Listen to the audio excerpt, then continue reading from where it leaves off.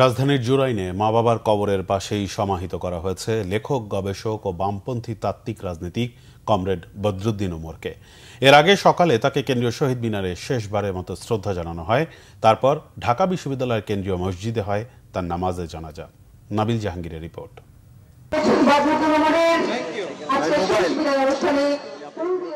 বিপ্লবের লাল পতাকায় মোড়ানো কফিনে শেষবারের মতো শহীদ মিনারে কমরেড বদরুদ্দিন উমর। প্রথিতযশা এই বুদ্ধিজীবীর চিরবিদায়ে স্তব্ধ তার দীর্ঘদিনের সহকর্মী এবং রাজনৈতিক সহযোদ্ধারা। যত সীমাবদ্ধতাই থাকুক সবকিছু অতিক্রম করে তার এই আত্মোৎসর্গকৃত নিবেদিত জীবন, এই জীবন থেকে আজকের প্রজন্ম শিক্ষা নিতে পারে। আমাদের মুক্তির যে সংগ্রাম অব্যাহত আছে সেই সংগ্রামে বদরুদ্দিন উমর থাকবেন। শোষকের বিরুদ্ধে শোষিতের লড়াইয়ে, স্বৈরাচারের বিরুদ্ধে জনতার লড়াইয়ে উনি সবসময় শোষিতের পক্ষে থেকেছেন, জনতার পক্ষে থেকেছেন। সমস্ত লোভ এবং লালসার বিপরীতে দাঁড়িয়ে একটা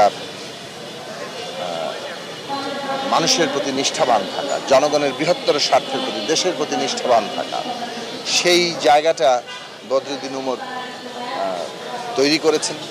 সকালে বদরুদ্দিন উমরের মরদেহ শহীদ মিনারে আনা হলে শ্রদ্ধা জানাতে ছুটে আসেন অন্তর্বর্তী সরকারের কয়েকজন উপদেষ্টাও।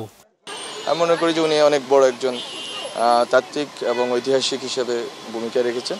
বিষয় আছে যেগুলো বামপন্থীরা ওভাবে বলেন না, কিন্তু উনি জেনেটিক্যালি মডিফাইড ক্রপের বিরুদ্ধে পর্যন্ত লিখেছেন। তা আমি সেই ক্ষেত্রে মনে করি যে আজকে আমরা একটা চিন্তাবিদকে হারালাম।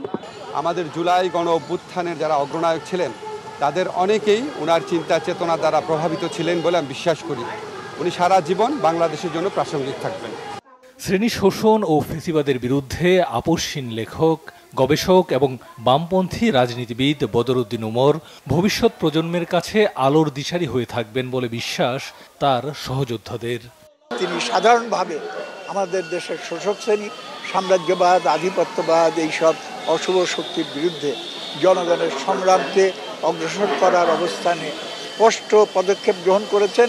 তার অসংখ্য লেখনী, যে লেখনীর মধ্য দিয়ে তিনি কিন্তু প্রকৃতপক্ষেই সমাজে নিপীড়িত মানুষের কথাই বলেছেন। ফ্যাসিবাদের বিরুদ্ধে তার যে লড়াই, তার যে চিন্তা, সেটা অবশ্যই বাংলাদেশের তরুণ প্রজন্ম, বাংলাদেশের মানুষকে অনুপ্রাণিত করেছে, ভবিষ্যতে করবে।